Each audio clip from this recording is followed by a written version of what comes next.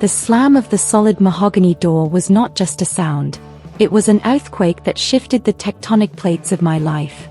One moment, I was Alara Thorne, the impeccably dressed, if perpetually anxious, wife of the lauded financier Julian Thorne, residing behind a fortress of privilege on the Upper East Side. The next, I was just Alara Vance, a woman standing on cold, wet marble steps with a single, battered suitcase that Julian's assistant had tossed out after me, the icy November rain of Manhattan instantly soaking the silk of my dress. He didn't even use my married name in his final, chilling dismissal. He used my maiden name, as if retroactively erasing the 5 years we'd spent together. It wasn't a sudden explosion, but a slow, calculated suffocation that had finally reached its end. Julian was meticulous in everything, even in destruction. The argument had been brief, clinical, about some perceived social slight I'd made at a charity gala. The execution was swift. "I'm initiating proceedings, Alara," he'd said, his voice flat, devoid of the warmth I had once mistaken for love. "And your presence here is now a liability. Get out." His eyes, the same piercing blue that had once promised a lifetime of security, now regarded me with the cool indifference one might reserve for a defective appliance being hauled to the trash. I clutched the handle of the suitcase, a vintage piece that had belonged to my mother and was the only thing I owned that Julian hadn't scrutinized and approved, my knuckles white against the worn leather. The rain, relentless and blurring the golden lights of the neighboring brownstones, matched the torrent of disbelief and despair welling up inside me. 5 years of dinners, events, carefully curated wardrobes, and silent sacrifices, all reduced to a puddle reflecting the towering indifference of New York's elite architecture. Where was I supposed to go? Julian, with his foresight and control, had systematically ensured I had no independent funds. My own bank accounts were joint, and I knew, with a sinking certainty, that they were already frozen. My credit cards were supplementary cards tied to his massive line of credit, useless the moment he decided I was inconvenient. I had lived a gilded life, yes, but gilded cages are still cages, and now I was standing outside, naked to the elements with no key to unlock anything. I took a hesitant step down the wet stairs, the ridiculous, expensive heels sinking slightly into a grate. The irony was brutal. Here I was, potentially a multi-million-dollar divorce settlement waiting to happen, yet at this very moment, I couldn't even afford a taxi ride to a decent hotel, let alone the retainer for a lawyer capable of fighting Julian. The sheer, overwhelming dependence he had fostered in me suddenly felt like a physical sickness. I had been so foolishly comfortable, so willingly blind. Panic began to rise, a cold, sharp feeling that was far worse than the New York chill. My phone, another gift from Julian, another tether, was already vibrating with a notification. Access to all shared digital platforms revoked. He wasn't just kicking me out, he was isolating me. I had maybe $300 in cash tucked into a small evening purse that was now wet and drooping. That would buy me one night in a truly dismal motel, or a couple of hours sitting miserably in an all-night diner. I dragged the heavy suitcase a block down, searching frantically in my mind for a friend I could call, a distant relative, anyone who wouldn't immediately call Julian to confirm I was truly radioactive. There was no one. Everyone in our social circle was a satellite to Julian's son.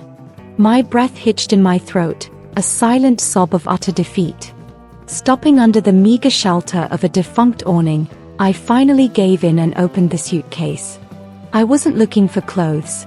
I was looking for the small, heavy wooden box my late father, Arthur Sterling, had given me on my wedding day. Arthur and Julian had despised each other, and my father, a quiet, eccentric man who lived a life I never quite understood, had died 2 years ago, leaving me nothing but that box and a single, obscure instruction. For when you truly need to disappear, Alara. But only then. The box was nestled under a pile of scarves. I fumbled with the latch. Inside, resting on a bed of old velvet, was a single, sleek object. It was a card, but unlike any credit or debit card I had ever seen. It was thicker than standard plastic, made of a matte black metal that was cool and heavy in my hand. It was unmarked, completely blank on both sides save for a single, small silver chip on the front. There was no name, no number, no bank logo. It looked less like a financial instrument and more like a key to something secret. I had forgotten about it, dismissed it as one of my father's strange trinkets. Arthur Sterling had been a man of shadows, a consultant in fields he never specified, a man who traveled constantly and paid for everything in crisp cash. He had been estranged from me for years before his death, mostly due to Julian's subtle insistence that my father's life was too messy for our elegant world. Disappear. My father's voice echoed in the cavern of my memory. Julian had just made me disappear from his world. Maybe this strange, blank card was my father's way of giving me a way to resurface in my own. What was the risk? Bankruptcy? I was already there. Embarrassment? Julian had already ensured that.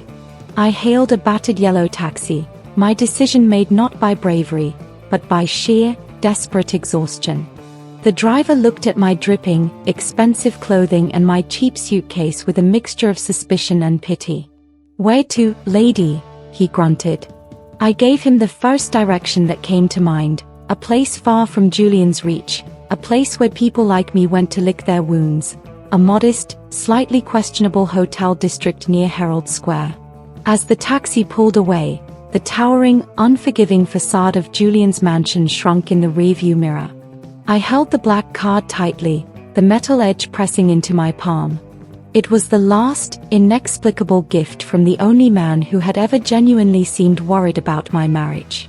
I had a feeling, a cold, sharp premonition, that using this card wasn't just about paying for a room. It was about opening a door to a life I never knew existed, one filled with the kind of shadow my father had always inhabited. I reached the grimy, neon-lit hotel with a sense of utter relief.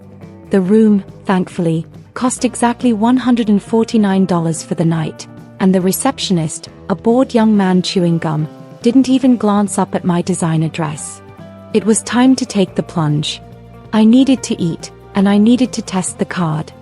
I found a vending machine by the ice dispenser. My hands were shaking as I chose a cheap bag of pretzels.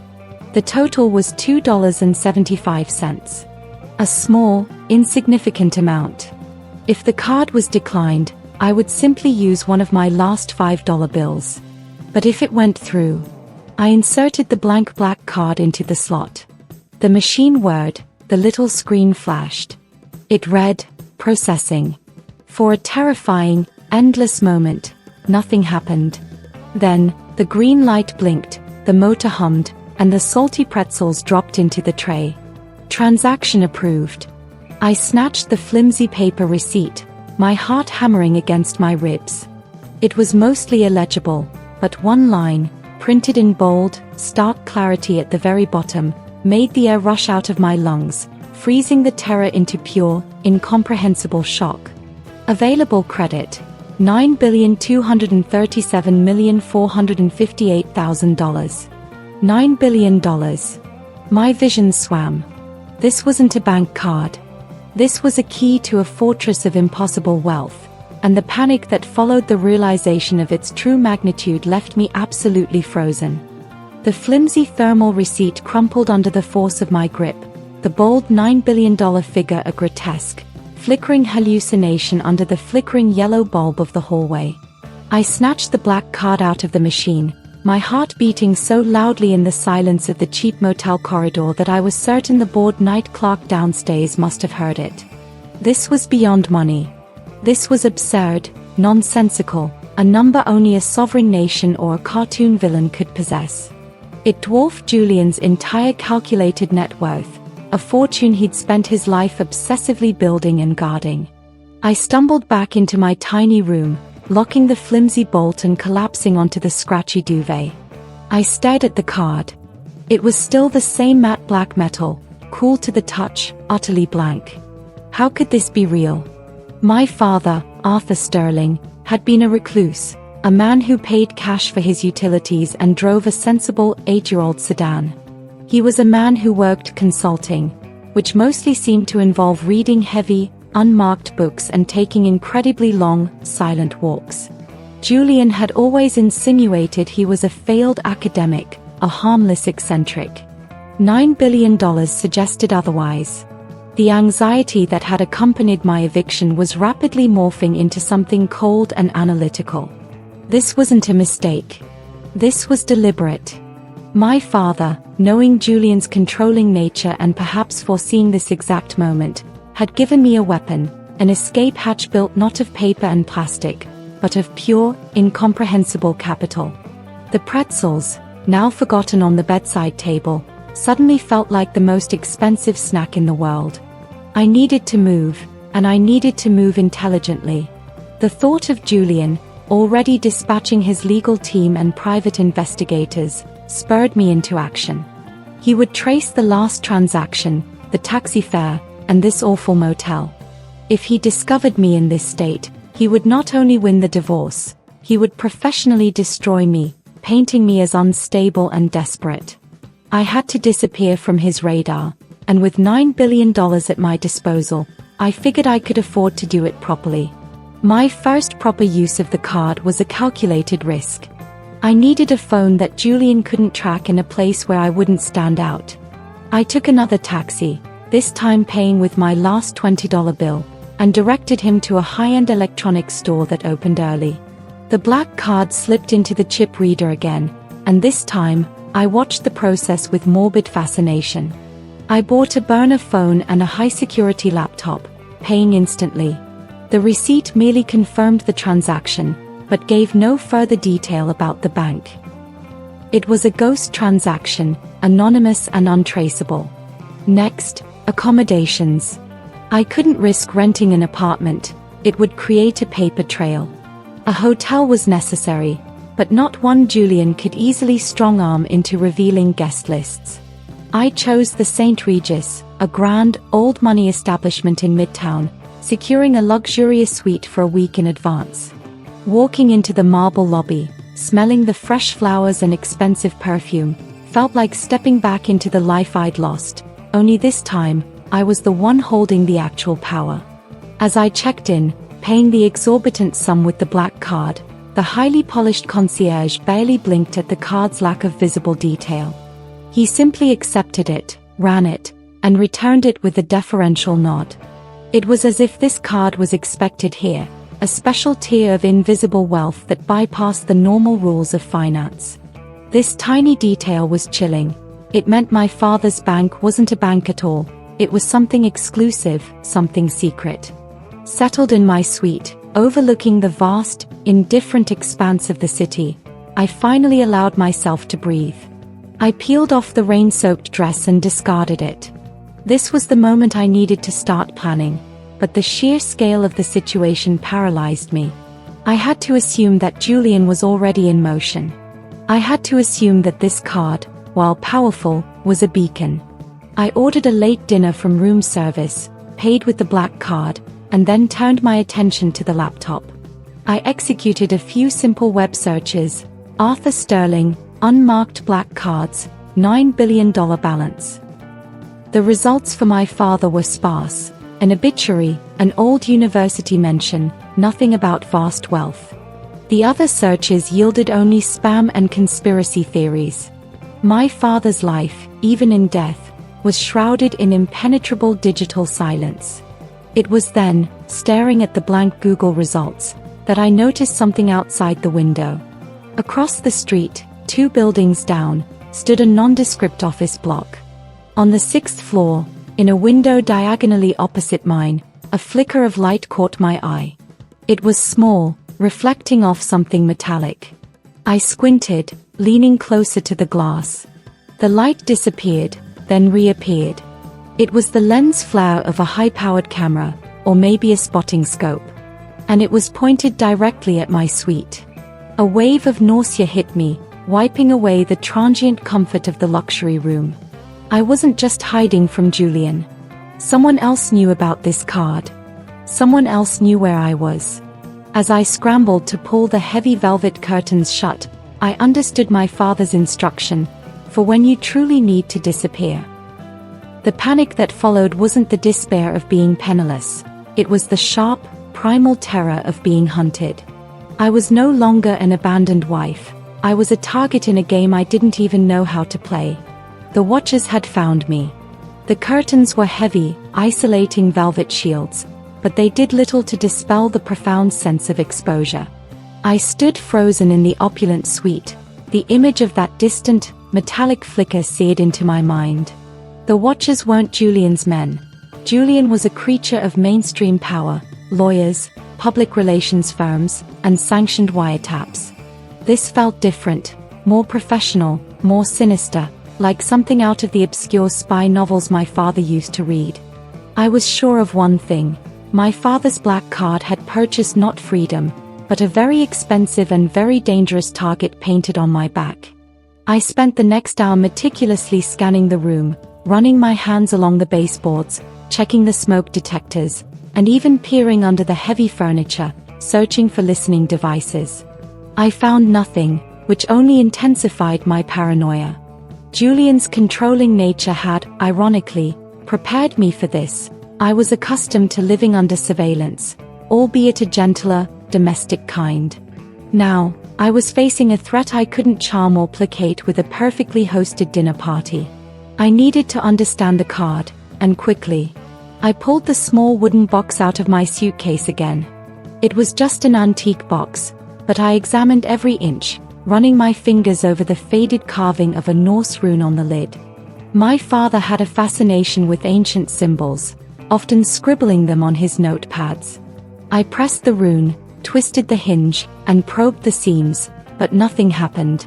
It remained stubbornly just a box. Frustrated, I lifted the velvet lining where the card had rested. It looked like ordinary lining, dark burgundy and thin.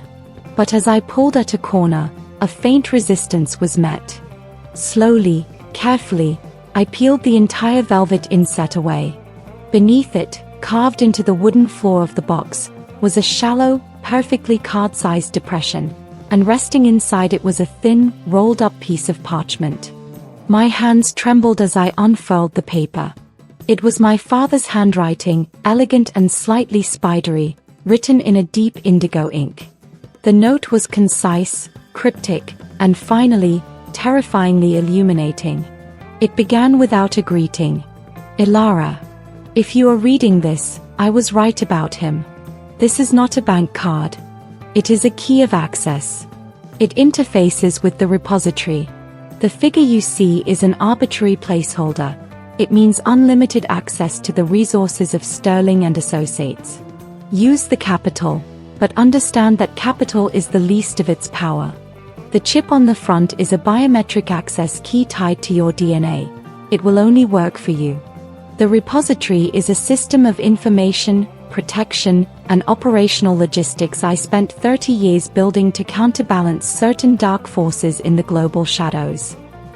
My breath hitched. Dark forces. Global shadows. Julian's high finance world suddenly felt like a children's sandbox next to this. My father hadn't been a failed academic, he had been a global operator. The note continued, detailing the logistical power. Access the system using the card at any high-security terminal, or via the encrypted browser on the device I procured for you. It will activate on the first login attempt with the card. This network will provide you with a safe contact, a location, and a mission brief. Do not trust anyone who contacts you first. Contact your keeper only through the authorized channel.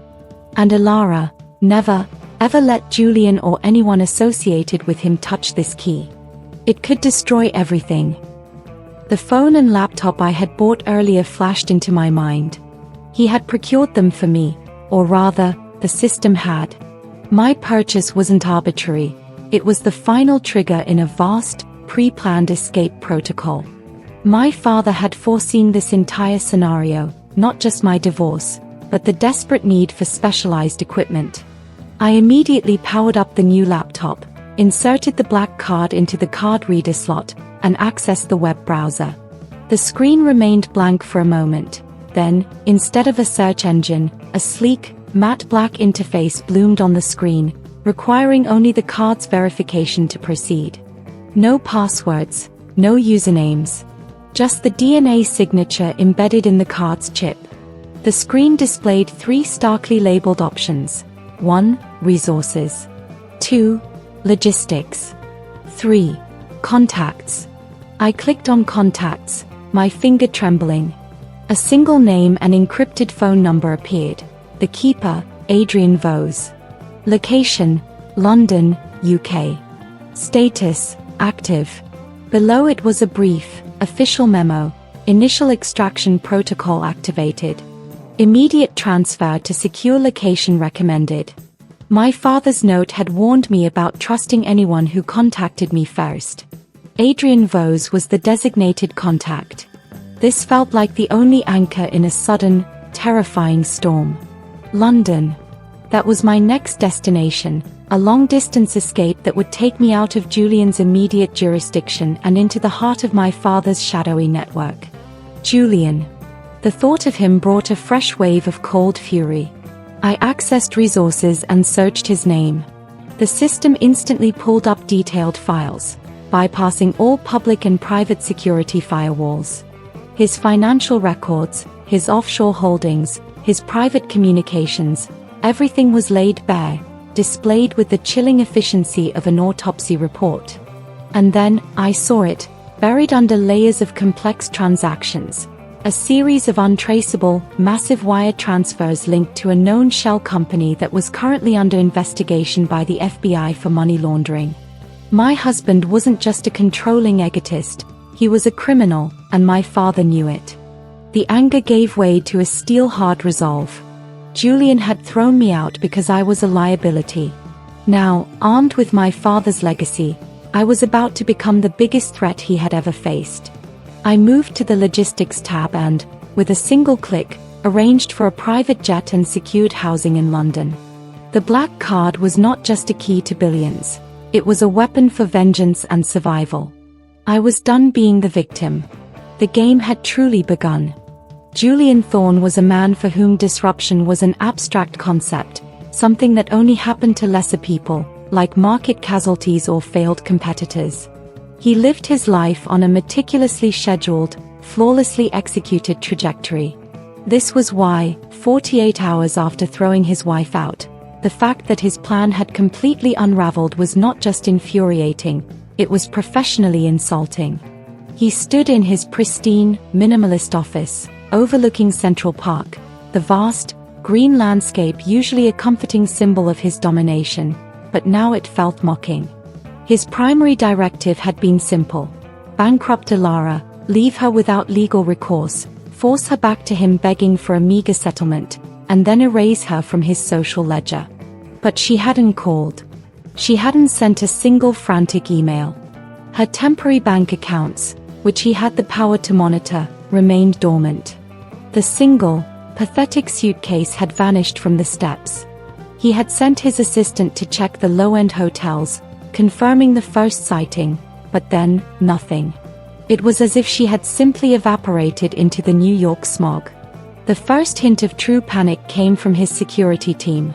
They reported that Alara's initial financial footprint had been wiped clean after she checked out of the dingy motel. They traced a taxi to a high-end electronics retailer, but found no record of the payment, no credit card, no debit card, no bank transaction. The clerk vaguely remembered a drenched woman in a fancy dress paying in cash, an absurd detail that Julian instantly dismissed. Alara hadn't carried that much cash in her life. Julian ran a hand through his perfectly sculpted silver hair. This was impossible. Every person has a financial tether, and he had severed all of hers. He paced the length of his panoramic office, the Italian leather of his shoes making no sound on the polished concrete floor. He was used to knowing everything. This vacuum of information about his own wife was unacceptable. It suggested a countermove, an independence he had spent years actively suppressing. He called his most ruthless contact, an ex-CIA asset-turned-private investigator named Silas Quinn, who dealt exclusively in high-stakes corporate espionage and information warfare. Quinn arrived within the hour, a compact man in a cheap suit with unnerving, dead eyes. Julian laid out the facts, omitting only the part about the massive money laundering scheme that the FBI was already circling, a secret he couldn't risk sharing. She has no access to funds, Quinn. She has no family except her dead, useless father. She should be begging, yet she is invisible. I need to know how she's financing her disappearance, Julian demanded, his voice tightening with a rare edge of desperation. Quinn listened, silent and impassive, then focused on the only variable Julian had failed to account for, Arthur Sterling, the eccentric father. Julian scoffed. Arthur Sterling was nothing. A failed consultant. He died penniless 2 years ago. I made sure of it. He had, in fact, subtly manipulated some of Arthur's last business deals, ensuring his complete financial ruin before his death, purely out of spite for the man who had always looked at him with quiet disapproval. Everyone leaves something behind, Mr. Thorne, Quinn replied, his voice a low rasp. And nothing is truly invisible. He started digging into Arthur Sterling's background, something Julian had always dismissed as irrelevant. Within 24 hours, Quinn called back with information that shocked Julian to his core. Arthur Sterling had not been a failed academic. His last active company, Sterling & Associates, was not a consulting firm. It was a phantom organization with complex international filings, layers of subsidiaries in tax havens, and, most alarmingly, connections to deeply protected digital infrastructure across the globe. Arthur Sterling had been, in Quinn's chilling estimation, a ghost broker, a facilitator of high-level information and logistics for clients that did not exist on any public register. And here's the kicker, Mr. Thorne, Quinn drawled over the phone. Arthur didn't leave a will in the traditional sense. But a massive, untraceable transfer was executed precisely 2 days before his death, routed through half a dozen blacklisted financial entities, and landing in an unknown, highly encrypted account. The recipient was named only as EV for Lara Vance. The amount? Undisclosed, but likely sufficient to fund a small army. Julian slammed his fist onto his mahogany desk. The control was slipping. His wife wasn't hiding, she was operational. She wasn't begging, she was leveraging an unknown asset that belonged to the man he thought he had destroyed.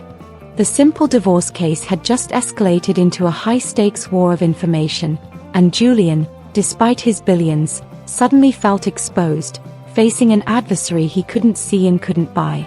"Find her, Quinn," Julian commanded, his voice now dangerously low. "Use everything. Trace the money, the infrastructure, everything that belonged to Arthur Sterling. I don't care about the cost. She is not just an inconvenience now, she is a threat to my entire operation. Bring her back, or neutralize her assets." He realized then that his casual cruelty had backfired spectacularly, unleashing a chain of events far beyond his control. The private jet was another surreal expense the black card absorbed without protest. It was not Julian's lavish, personalized Gulfstream. This was a discreet, unlabeled Learjet arranged through the logistics tab of the repository. I traveled under a false name, Elara Sterling, watching the lights of Manhattan shrink to a distant, indifferent glimmer. The fear of the watcher had been replaced by the cold, exhilarating purpose of escape. My initial panic had been burned away by the revelation of Julian's true criminal nature. Landing at a small, private airfield outside London, the transition was seamless. I was met not by a limo, but by a sturdy, unmarked black sedan and a driver who gave a professional, yet slightly wary, nod. He was a tall man, impeccably dressed, but his eyes constantly scanned the perimeter. He knew the game. He was one of Arthur's people. He drove me through the wet, winding streets of West London, past elegant Victorian homes and high brick walls. The car stopped in front of a completely unassuming terrace house in Chelsea. No flash, no visible security, just a respectable residence. The driver led me through a heavy, oak front door into a house that felt both ancient and hypermodern. The man who introduced himself as Adrian Vos, the keeper, was not the grizzled, elderly man I had expected. He was perhaps in his late 40s, lean, with intelligent, kind eyes that held a hint of profound weariness. He spoke with a quiet, educated European accent. He had been expecting me, of course, thanks to the repository. "Welcome, Ilara," Adrian said, shaking my hand with a firm, professional grip. "Or should I say, welcome home. This was one of your father's primary operational bases. Secure, untraceable, and soundproof." He gestured around the drawing room, which featured antique furniture next to state-of-the-art surveillance monitors hidden behind a rotating bookshelf. Adrian sat me down and poured a glass of water, his movements precise. "Julian Thorne is already in motion. He has hired Silas Quinn, a man with a particular talent for erasing people. Your father anticipated this. The key of access you possess is tied to the largest non-state intelligence and logistics network ever built. Arthur called it the Watcher's Eye." He explained that Arthur Sterling had not been a consultant. He had been the world's most effective neutral intelligence broker, providing information and logistics to select groups, and creating a safety net for those caught in the machinations of global corruption, like me. The $9 billion was simply the operational slush fund for the network. The true value was the information and the contacts. "Your father set up a protocol for you, Ilara," Adrian continued, his gaze steady. "A series of small tests and training modules. He couldn't afford to leave the key, the card, in the hands of someone Julian could easily manipulate or capture. You must learn to use it, and you must learn to defend yourself. This is no longer about divorce. Julian's criminal operation is built on secrets your father exposed. Now, Julian wants the key, and the others, the syndicate, are also stirring." The mention of the syndicate sent a fresh chill down my spine. That sounded far worse than Julian. Adrian noticed my reaction. "They are the reason your father is no longer with us, Ilara. They believe the network should be used for personal gain, not balance. And they know the key has resurfaced." I felt a sudden, profound weight of responsibility. I hadn't just inherited a fortune, I had inherited a war. I looked at Adrian, my new, strange protector. "What do I do first? How do I use this to fight Julian?" I asked, my voice surprisingly steady. The terror was giving way to the cold, analytical focus Julian had always praised in my social management, now aimed at a far higher target. Adrian gave a rare, small smile. "First, we eat. Then, we begin training. And third, we start looking into Julian's operation through the resources your father's eye provides. We will give him enough rope to hang himself, but we need the perfect place to secure the noose. You are no longer Ilara Thorne, trophy wife. You are Ilara Sterling, the new keeper of the Watcher's Eye." That night, as I lay in a real bed in the London safe house, I understood that Julian had done me the greatest favor of my life. By stripping me of his name and his money, he had forced me to find my true inheritance, not the wealth of a man, but the legacy of a father. And I was going to use every single resource, every secret, to ensure Julian's downfall was as complete and public as my own humiliating expulsion had been. My life in the Chelsea safe house quickly settled into a routine that was utterly unlike the pampered, predictable existence I had shared with Julian. My days were a rigorous blend of physical training and intense education in digital intelligence. Adrian Vos was a demanding, but fair, mentor. He was an expert in close-quarters combat and information retrieval, a man who moved with the silent efficiency of a predator. The physical training was brutal. We used the house's hidden basement gym, a sterile space equipped with mats and heavy bags. My delicate socialite muscles protested loudly, transforming from soft luxury into aching, functional strength. Adrian didn't train me to fight, he trained me to survive, how to fall without breaking, how to assess a threat, and how to create enough distance to escape. Julian relies on security guards and lawyers, Ilara, he emphasized during one particularly exhausting session. The syndicate relies on silent, immediate threat elimination. You must be prepared for the latter. But the true revelation was the access to the repository.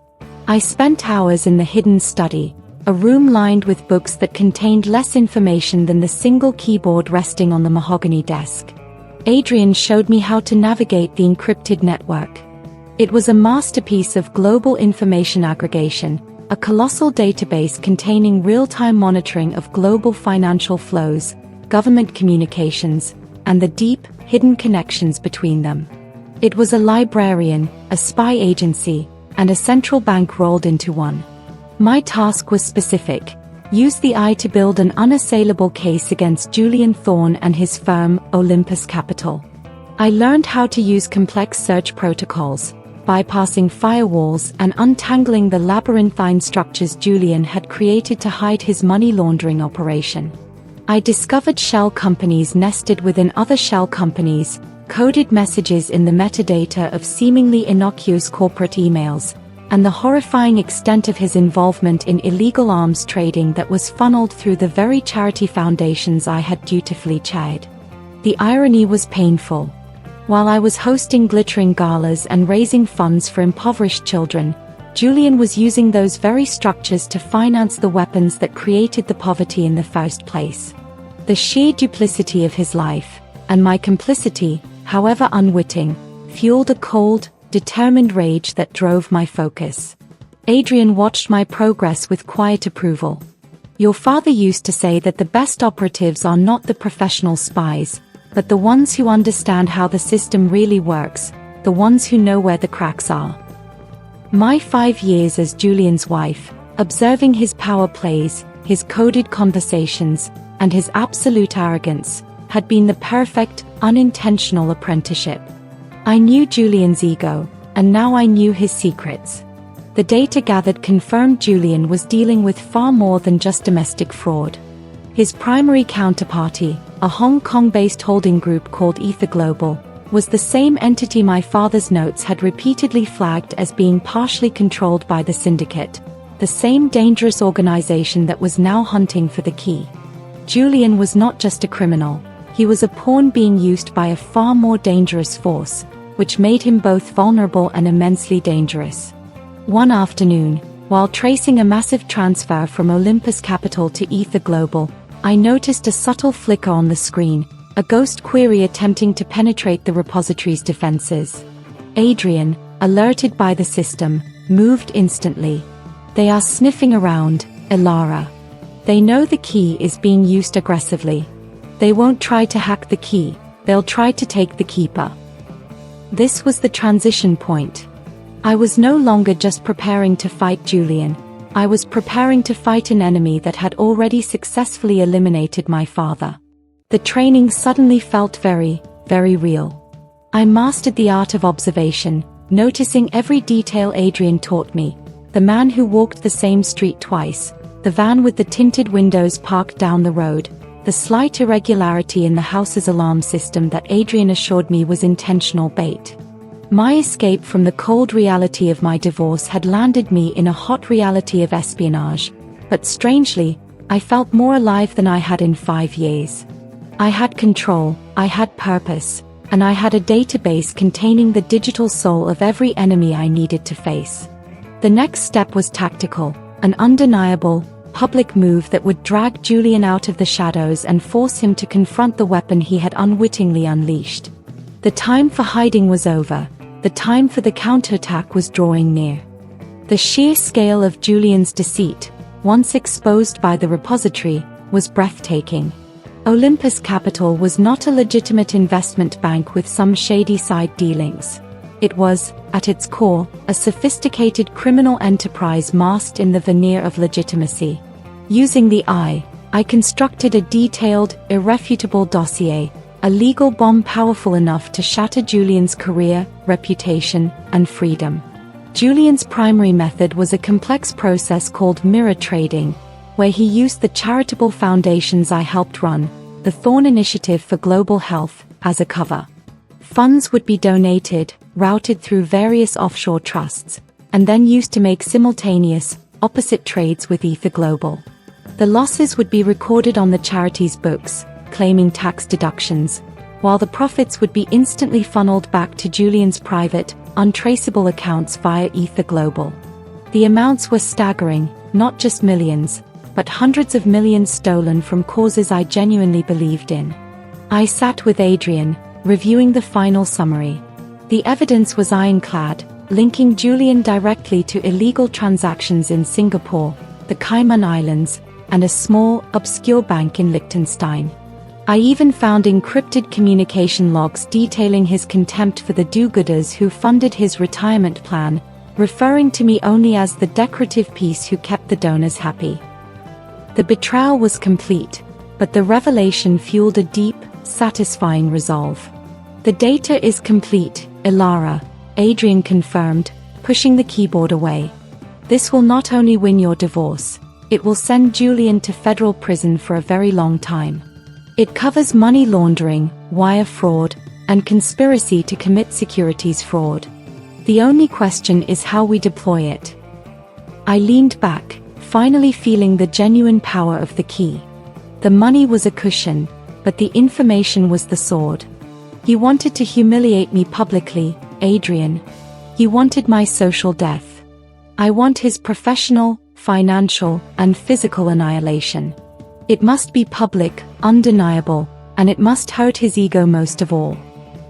My plan was twofold. First, I would file for divorce, demanding a punitive settlement based on marital misconduct and criminal activity, blindsiding his legal team. Second, I would leak the most crucial parts of the dossier, the links between Olympus Capital and the arms trading, the misuse of the charity funds, to a well-respected, independently minded financial journalist, but only enough to raise alarm bells and trigger official investigations. Julian would be caught between his legal defense and a federal probe. Adrian looked dubious. A slow, legal play is dangerous. It gives Julian time to destroy the paper trail, or worse, time for the syndicate to intervene. They won't risk the key being used against their own assets, which Julian is now one of. Exactly. I countered, a chilling calmness in my voice. Julian's ego is his greatest weakness. When the divorce petition hits, accusing him of treason and fraud, he won't quietly destroy evidence. He will panic and try to hunt me down to personally silence me. That's when we can capture him and hand the full dossier to the authorities, making it impossible for the syndicate to bail him out without exposing themselves. The next few days were spent preparing the legal documents and the targeted information leak. I worked with a remote, encrypted legal team provided by the repository, who were briefed only on the broad strokes of Julian's criminality, not the key or the network. The divorce petition was drafted with surgical precision, detailing Julian's use of marital assets for criminal gain, ensuring it would become front-page news. Adrian, always the pragmatist, had a counterplan ready for the potential intervention of Silas Quinn or the syndicate's enforcers. He had secured a second safe house, a medieval cottage in the Scottish Highlands, pre-stocked with supplies.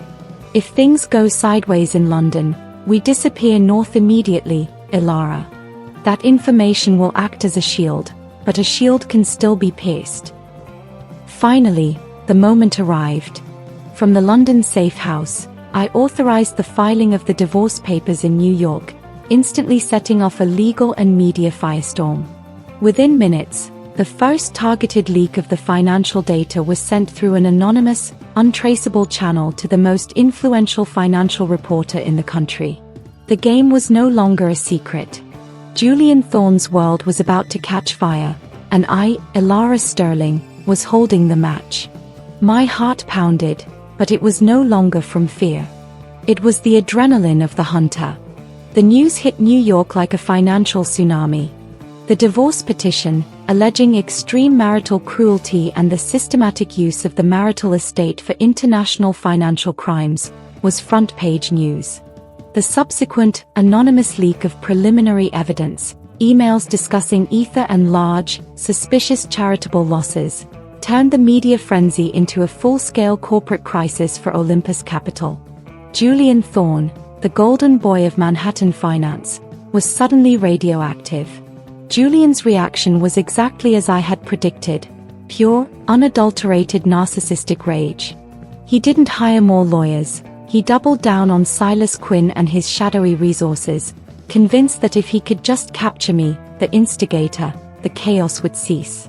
The key was the source of his pain, and he was determined to retrieve it. Adrian and I anticipated the next move. Julian would not delegate this personal humiliation. He would come for me. The only question was where. The repository monitored all flights, private and commercial, linking to Julian's known associates and Quinn's network. The heat was intensifying around the London safe house. Several unmarked cars had been observed conducting subtle surveillance. We need to draw him out on neutral ground, somewhere public but controllable, Adrian stated, reviewing the security feed. He needs to see that you are no longer the frightened girl he threw out. He needs to see the power behind the key. I chose the location, the National Gallery in London, specifically the room housing the Impressionists. It was a place of high security, but also high public density, ensuring neither party could resort to physical violence without massive collateral damage. Adrian set up a contingency plan, a secure escape route through the gallery's roof access to a waiting decoy vehicle. I dressed simply but elegantly in a tailored black suit that my father's network had procured, a deliberate contrast to the frilly silks Julian had preferred on me. I carried nothing but the black card in a pocket sewn into the lining of the jacket. I was not Julian's property, I was my own armor. Julian arrived precisely at the arranged time. An encrypted message sent through a third-party lawyer had stipulated the meeting time and place. He walked into the gallery, flanked by two imposing men who were clearly Quinn's hired muscle, not Julian's usual PR handlers. Julian himself looked ragged. The strain of the past week had etched deep lines around his eyes. He was furious and scared. We met directly in front of Monet's water lilies, the soft, serene colors a stark contrast to the coiled aggression between us. "Ilara," he snarled, his voice a low, vicious hiss, careful not to attract the attention of the surrounding art lovers. "This idiocy stops now. You have embarrassed me, and you have committed financial suicide. Give me whatever trinket Arthur gave you, and I will be lenient. I'll give you a generous settlement." I met his gaze, devoid of the fear he expected to see. "Hello, Julian. You look tired. Is it the FBI's new investigative unit, or perhaps the thought of spending 20 years in a minimum security facility for arms dealing?" The color drained from his face. His carefully constructed mask cracked. "You don't know what you're talking about. Arthur was a nobody. You have nothing." I reached into my pocket and, with slow, deliberate movement, pulled out the black card. I held it between my thumb and forefinger, letting the faint gleam of the metal catch the gallery light. "This isn't a trinket, Julian. This is the key of access.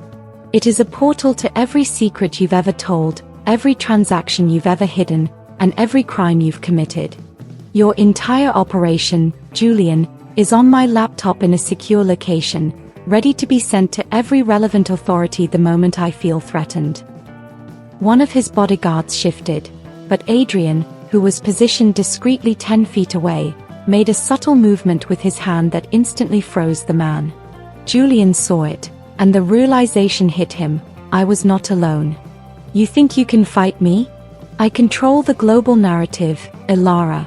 I will crush you, and Arthur's little network, under my boot heel." Julian hissed, his fists clenching.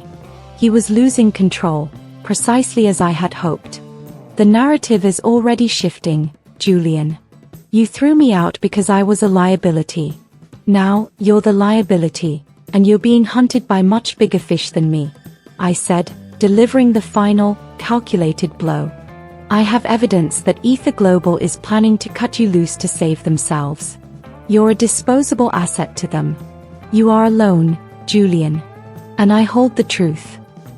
I turned, leaving him frozen and trembling in front of the serene, beautiful painting. As Adrian ushered me quickly toward the emergency exit, I glanced back. Julian Thorne, the all-powerful financier, looked utterly ruined, his ego shattered by the realization that his estranged wife, the woman he thought he had reduced to nothing, had just proven herself to be his judge and executioner. The confrontation at the National Gallery achieved its intended effect. Julian was destabilized, his panic now palpable and public. But it also sent a much clearer, more dangerous signal to the syndicate. They no longer considered the key merely lost. They knew it was operational and being used against their assets, Julian. The subtle surveillance around the safe house intensified immediately. Adrian received an encrypted warning through the repository's secure channel. The Serpent is awake. Relocation imminent.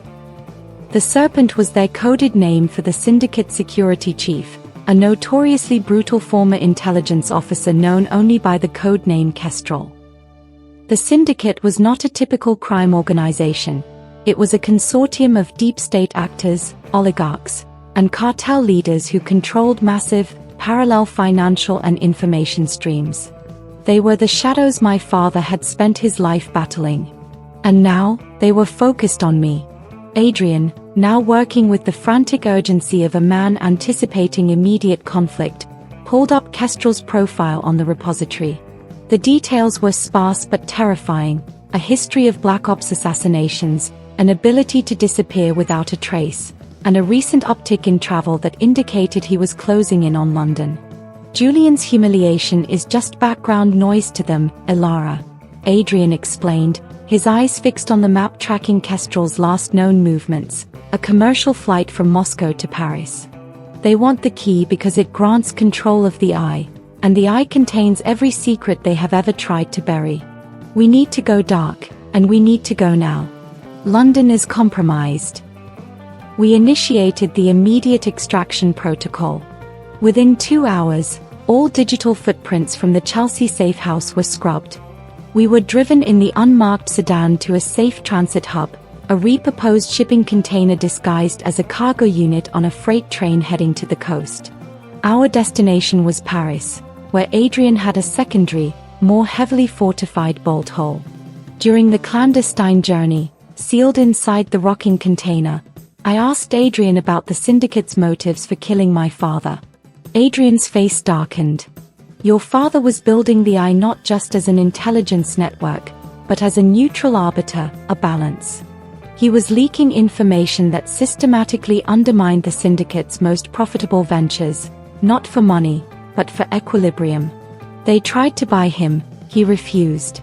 They tried to threaten him, he exposed them further. They executed him in a way that made it look like a tragic accident, a heart attack. But Arthur had a protocol for everything, including his own death. His confession was heavy, deepening the burden of the key. It wasn't just my life at stake, it was my father's life work, the global balance, that I was now responsible for. I looked at the black card in my hand, no longer a symbol of vengeful freedom, but a key to global responsibility. We emerged from the cargo container under the cold, grey dawn sky of Le Havre, switching to a high-speed train bound for Paris. The city of light offered little comfort. Adrian looked jumpy, constantly checking for visual tales. We arrived at the Paris safe house, a nondescript apartment in the 10th arrondissement, which was smaller and far more Spartan than the London base. The repository confirmed Kestrel's arrival in Paris shortly after ours. He was moving with alarming speed, clearly expecting me to rely on the established network. Adrian immediately rerouted all digital communications and changed the escape plan. The next move is critical, Elara, Adrian said, locking the reinforced door behind us. Kestrel will use Julian's network as bait to flush you out. He will monitor all communication between your encrypted legal team and the media. We must use a weakness in his own network to set a decoy. We need to create a convincing digital ghost, a transaction in a third country that suggests you've moved again. I realized that my greatest asset was now a terrifying liability. The key's unlimited power was a magnet for the world's most dangerous people. I spent the next few hours deep inside the repository, crafting a trail of breadcrumbs, using my father's network to make it appear that I had just purchased a substantial luxury property in Dubai. The goal was to split Kestrel's attention, buying us precious time. The syndicate was a patient predator, but they were also susceptible to distraction. We needed that distraction to prepare for the inevitable, deadly strike. The Dubai decoy worked, briefly. Kestrel and his team diverted resources to the Middle East, giving Adrian and me a crucial 48-hour window of relative peace in Paris. We used the time to finalize the Julian Thorne dossier, preparing to transmit the complete, devastating file to the FBI and the UK's Serious Fraud Office. This public exposure was the ultimate defense. The syndicate couldn't touch me if I became a central witness in a major international criminal case. However, the syndicate's reach was deeper than we initially estimated. They didn't just use external surveillance, they had internal channels. I had just finished encrypting the final package of evidence when the repository's alarm system shrieked, a silent, high-priority alert on Adrian's secondary terminal. "Impossible," Adrian muttered, his face turning ashen as he read the code. "They bypassed the perimeter security without triggering the main alarm. That's a level of access only Arthur, or a trusted high-level asset, would possess." Before he could finish the sentence, the reinforced apartment door exploded inward with a deafening crack. Two large, silent figures, wearing full tactical gear, stormed into the cramped hallway. They were efficient, professional, and terrifyingly fast. They weren't looking for a fight, they were looking for the key. Adrian reacted instantly, pulling me hard into the living room and shoving a small, lethal-looking firearm into my hand. "The roof. Emergency escape, now. They want the key, not a casualty. Go." He didn't wait for my response, instead drawing his own weapon and unleashing a burst of precise, suppressing fire toward the hallway. The apartment instantly transformed into a battlefield. The syndicate's enforcers, moving with practiced choreography, returned fire, shattering the glass of the window overlooking the Parisian street. Adrian threw a small, dense smoke grenade onto the floor, filling the room with a choking, blinding haze. I didn't hesitate. I ran toward the rear of the apartment, up a narrow, hidden service staircase Adrian had shown me. My heart was a frantic drum in my chest, but the survival training kicked in.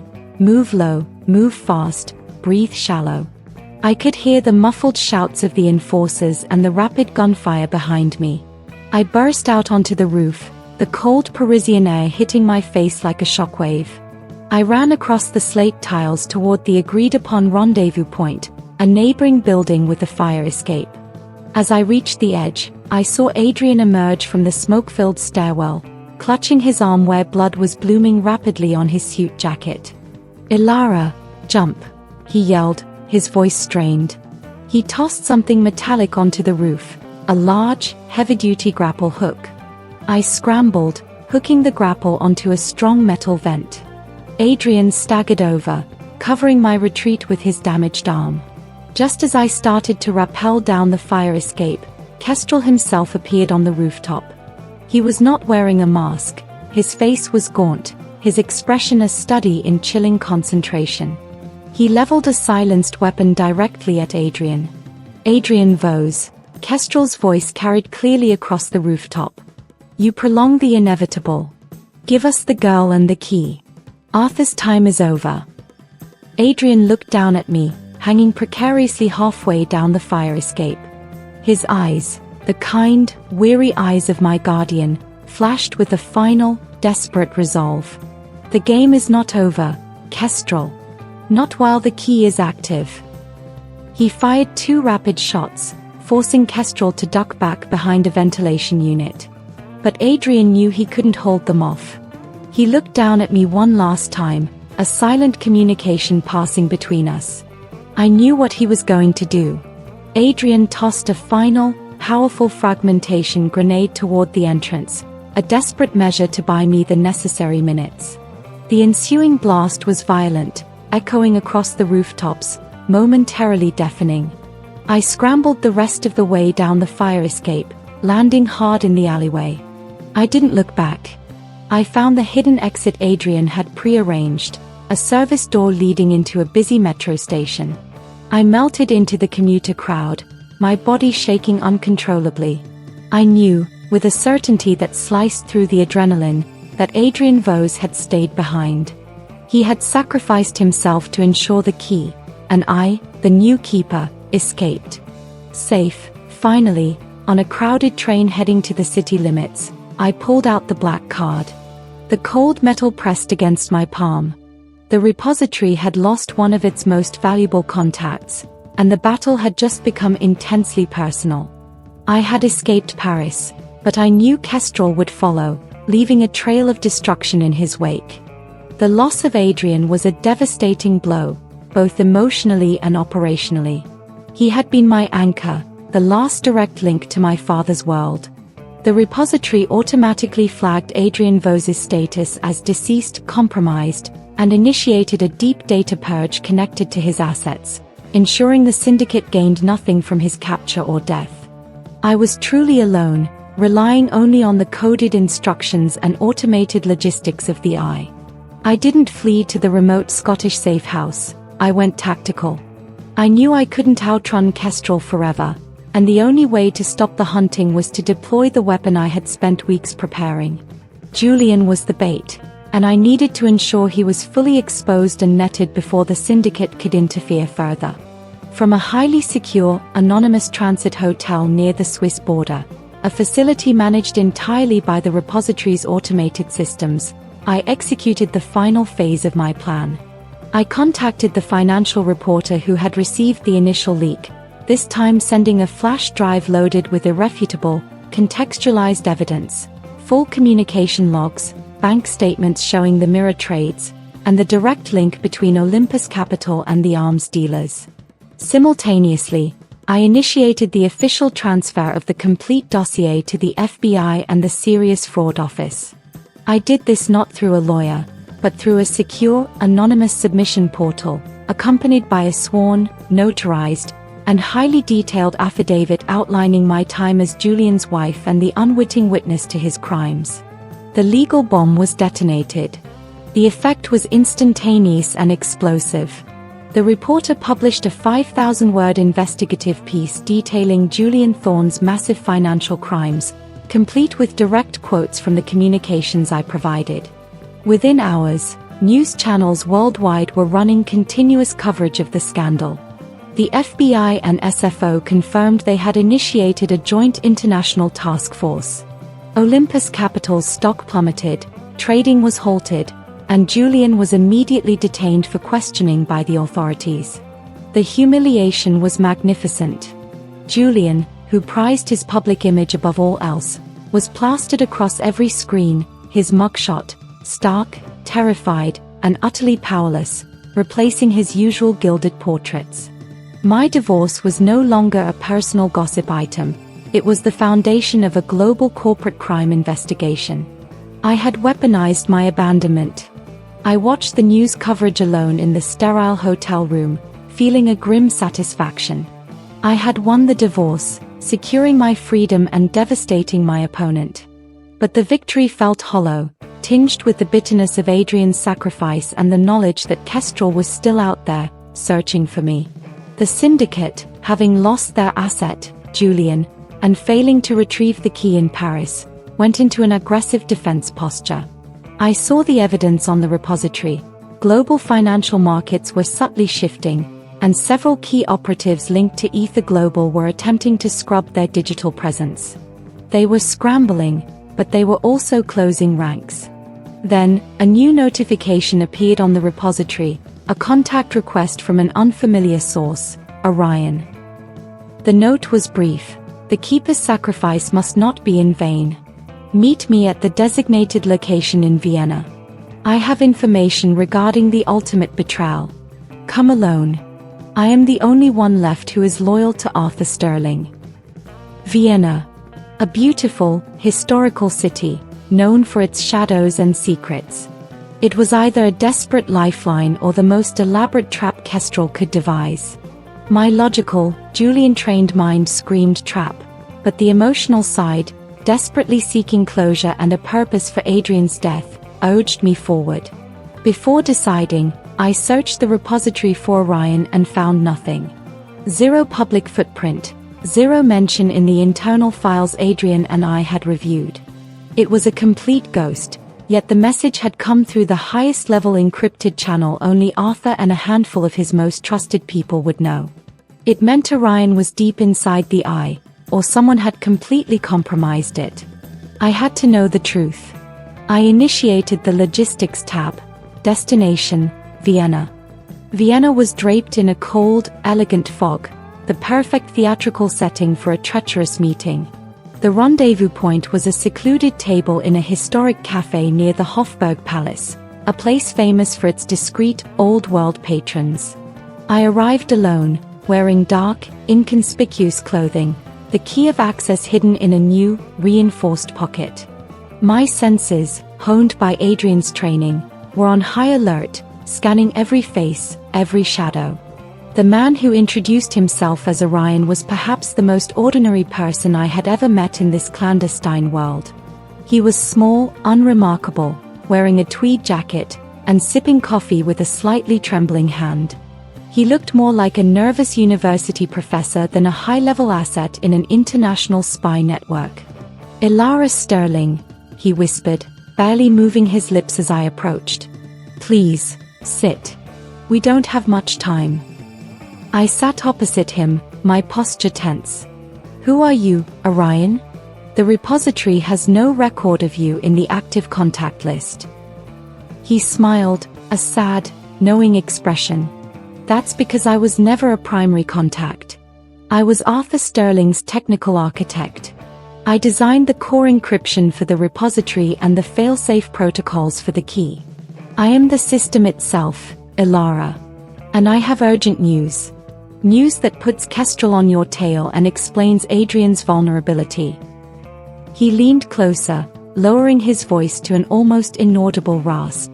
Adrian Vos was the leak. He was compromised by the syndicate 3 years ago. He was the one who fed them the intel that allowed them to kill your father, Arthur. He was playing the long game, waiting for the key to resurface. The only reason he protected you in London was to gain your trust and lead you into Kestrel's waiting ambush in Paris. The air rushed out of my lungs. Betrayal. The man who had trained me, protected me, and whose final, desperate sacrifice I had mourned, had been the snake in the garden all along. The pain of the realization was sharp and physical. "The repository is supposed to flag compromised assets," I choked out, fighting the sudden surge of nausea. "The system never warned me about him." "Because Adrian had access to the core protocols," Orion explained, his eyes darting toward the street. "He was one of 3 people who could manually override the asset flags. He planted a Trojan, a subtle vulnerability in the security of the Paris safe house, the one he claimed was untouchable. When Kestrel attacked, Adrian made a show of his sacrifice to cement your trust and ensure you wouldn't suspect his connection to the internal breach. The grenade explosion was not to save you. It was a self-destruct mechanism for the surveillance gear he was carrying for Kestrel." I felt a cold, paralyzing terror creep over me. I had been blindly following the instructions of the man who had facilitated my father's death. I had unknowingly led Kestrel closer to the key in Paris. The syndicate's plan was far more sophisticated and patient than I had imagined. "Why contact me now?" I asked, gripping the edge of the table, struggling to maintain composure. "Because Adrian's death was a cleanup operation orchestrated by Kestrel. Kestrel didn't trust him either. Adrian was a compromised pawn, and once he had delivered the bait, Kestrel eliminated him to tie off the loose end. I was the one who saw the final, encrypted communication confirming Adrian's treachery before Kestrel initiated the final scrub of the Paris safe house. I am loyal to Arthur, Ilara. Not to Adrian, and certainly not to the syndicate." Orion pulled out a high-tech USB drive. "I have secured the final, absolute proof of Adrian's collaboration, and more importantly, the coordinates for Kestrel's command center. The syndicate is trying to pull Julian out of police custody. They need his financial data to cover their own exposed assets. Julian is being moved from federal holding to a private clinic under stress-related medical observation. That clinic is Kestrel's trap. This was it, the opportunity to neutralize both threats at once. Julian, the symbol of my past, and Kestrel, the killer of my father and the betrayer of my present. What is the location? I asked, my voice now steady, the panic frozen and replaced by a lethal focus. Orion looked around one last time, his tweed jacket suddenly looking like camouflage. A private, high-security medical facility in the Catskill Mountains of New York. A place where people go to disappear, but which Kestrel uses to consolidate assets. You must go back to New York, Elara. We will set the trap there, using Julian as the lure to draw Kestrel into the open. And for the love of Arthur, trust no one but the system itself. I will be your only remote contact. I took the USB drive. The game had come full circle. I was going back to New York, not as Julian's wife, but as the new keeper, armed with the knowledge of the ultimate betrayal and the determination to end the war my father had started. The journey back to New York was shrouded in the deepest layers of the repository's secrecy. Orion, communicating only through highly volatile, single-use encrypted channels, guided me. He was the ghost in the machine, and I was his operative. The key of access felt heavier than ever, no longer a symbol of financial power, but of the immense, deadly responsibility I now carried.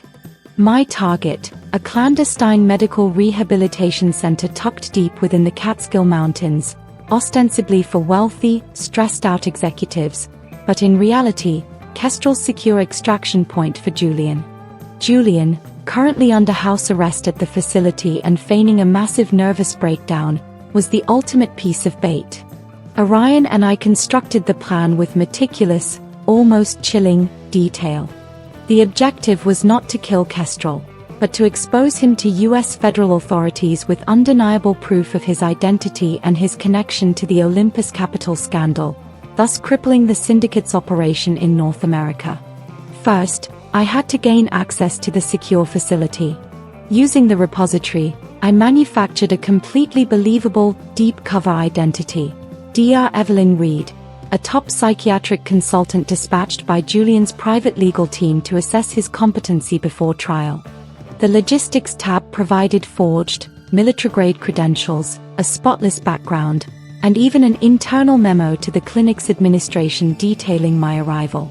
I arrived at the facility in a nondescript SUV, adopting the cool, clinical persona of a highly paid doctor. The security was tight, but focused on preventing Julian from leaving, not preventing a seemingly authorized consultant from entering. I used the key only once upon arrival, to momentarily override the clinic's internal security feed, allowing Orion to plant a dedicated surveillance code that would record everything. My confrontation with Julian was conducted in a sterile, white consultation room. He looked terrible, pale, thin, and absolutely terrified. The shock of being betrayed by his own wealth and power had finally broken his formidable arrogance. "Elara," he gasped, his voice thin, "I knew you would come back. You can't survive without me. I can make this all go away. Tell them it was a mistake. Say it was Arthur's dirty money, not mine." I looked at him with cool detachment, the emotion drained away by weeks of training and betrayal. "You look weak, Julian. That's what the syndicate sees, too. I'm not here to save you. I'm here to finish what your crimes started." I pulled out the USB drive Orion had given me, containing the evidence of Adrian's treason and Kestrel's current location. "Kestrel is here, Julian. Your silent partner is planning to extract you to a black site, use your knowledge to scrub their assets, and then disappear you forever. You're a liability, Julian. A dead end." The realization hit him. He was being played by everyone, including the shadowy figures he thought he was leveraging. His fear was now compounded by a desperate need for survival. I offered him a final, ugly bargain: cooperate fully with the authorities to expose Kestrel and the syndicate, and I would ensure he was treated as a witness, not just a defendant, mitigating his sentence. It was his only chance. Julian, seeing the abyss of total loss, finally capitulated. He provided the final passwords, the remaining hidden accounts, and the names of Kestrel's local contacts. I immediately transmitted this data to Orion. The final piece of the trap was set. Orion used the key's influence to reroute the entire Catskills 911 dispatch system, initiating a massive, simulated fire alert at the clinic. As the alarm bells rang and the clinic plunged into controlled chaos, Kestrel, wearing a fake security uniform, rushed to extract Julian. I was waiting for him outside the clinic's rear exit, where a pre-programmed repository drone had already landed. Kestrel stopped dead when he saw me, the keykeeper, standing where Julian should have been. "The key," Kestrel hissed, pulling a compact weapon. "It's over, Kestrel," I said, my voice cutting through the ringing alarms. "Your asset, Adrian Vose, was exposed. Your asset, Julian Thorne, just flipped.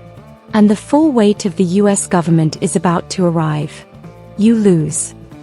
Just then, Orion, using the key, triggered a remote electromagnetic pulse, momentarily disabling all local communications and Kestrel's weapon. I didn't need to fight, I just needed to buy time. As the first sounds of real sirens pierced the Catskill night, a very real, very coordinated federal response, Kestrel realized he was pinned.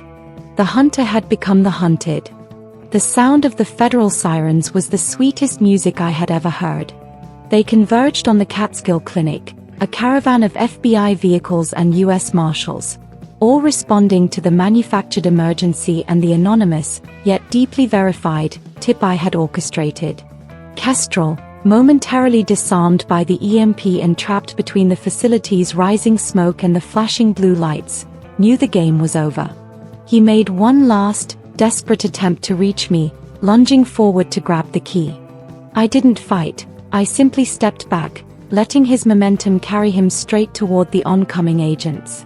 Julian, who had been hiding in the bushes, emerged just long enough to scream Kestrel's real name and his true role in the syndicate before being promptly restrained himself.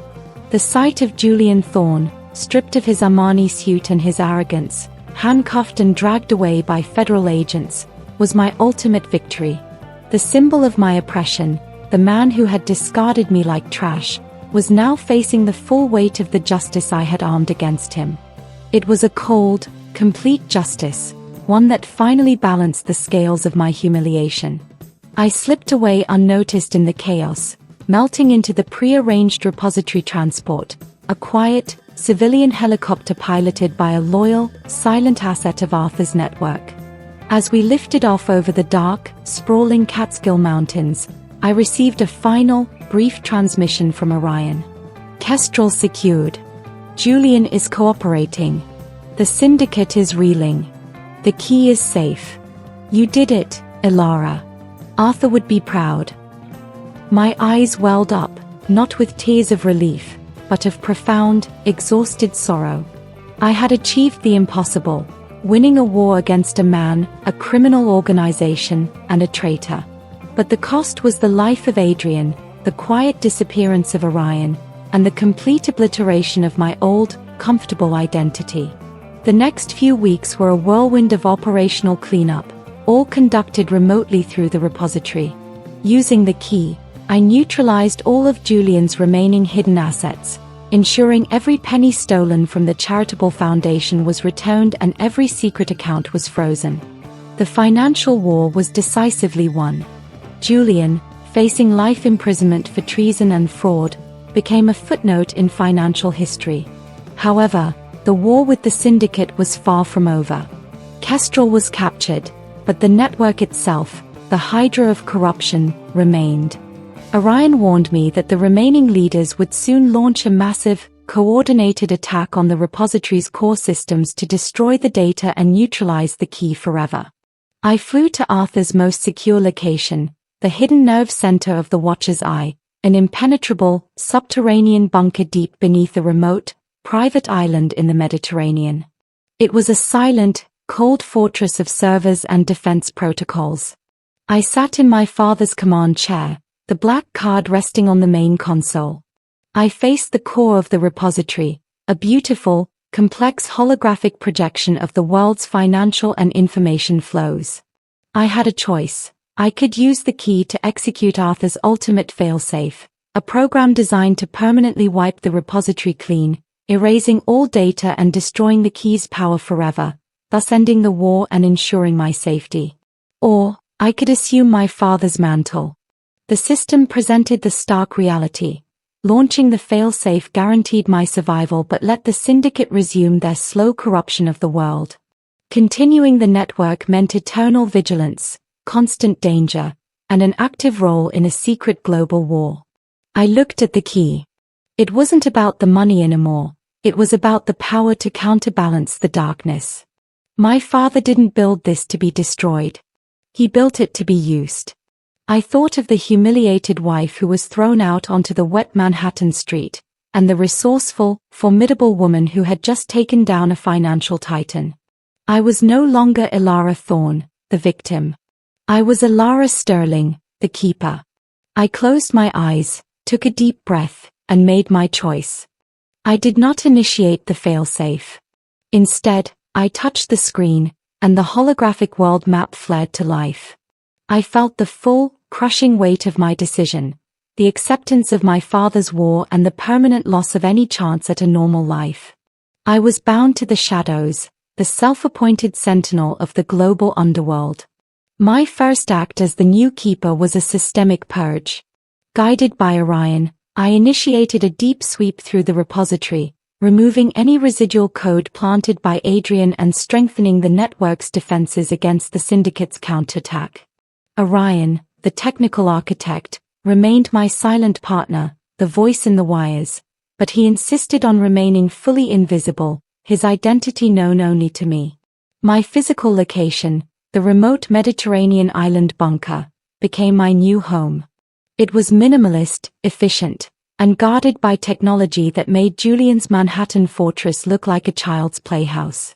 I cut all remaining ties to my past. The last step was a simple, yet profound one, legally changing my name to Elara Sterling. Elara Thorne was dead. She died on the steps of that brownstone.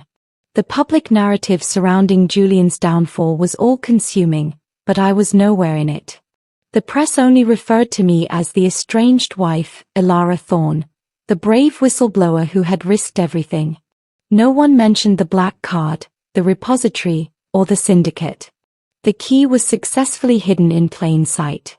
I dedicated the subsequent months to mastering the operational side of the Watcher's Eye. I learned how to use its resources not for personal gain, but for the maintenance of global balance, just as my father had intended.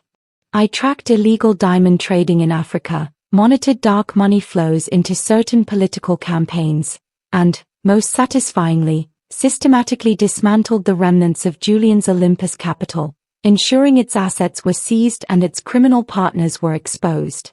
The syndicate tried to strike back, of course. There were 3 major attempts to hack the core system, each more sophisticated than the last, but Orion and the protocols I learned thwarted them all. They knew the key was active, and they knew the new keeper was dangerous, but they could not find me. I was the ghost who controlled the data. My life was one of quiet, constant vigilance. My wardrobe now consisted of functional, dark clothing.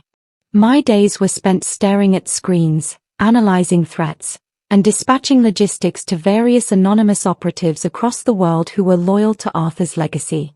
I had exchanged the gilded cage of marriage for the lonely fortress of power. One evening, while reviewing a complex financial threat, I paused and looked at my reflection in the dark screen. The woman staring back was unrecognizable. Her eyes were sharp, intelligent, and cold. They held none of the anxious deference that Julian had cultivated. She was a woman hardened by betrayal, yet empowered by purpose. I thought about the $9 billion balance on the key. I had barely touched it, using only small fractions for operational costs. It remained an abstract symbol of unlimited resource, a reminder that my true currency was information, not cash. Julian, I learned, was sentenced to multiple life terms, a broken, forgotten man. His attempts to shift blame failed entirely. The public had moved on, his scandal replaced by the next sensational headline. My father's vengeance was complete. I stood up from the console, the massive server racks humming quietly around me. The battle was a permanent state of being, but I was no longer afraid. The panic that had left me frozen on that wet Manhattan street was gone, replaced by the steel-hard clarity of purpose. I was alone, but I was powerful. I was hunted, but I was prepared. I picked up the black key of access, placing it carefully back into the biometric slot in my command station. I looked at the vast, complex world waiting on the screen, the shadows that needed watching. The new keeper was ready. My new life had begun, not with a whimper, but with a bang that had resonated across the world.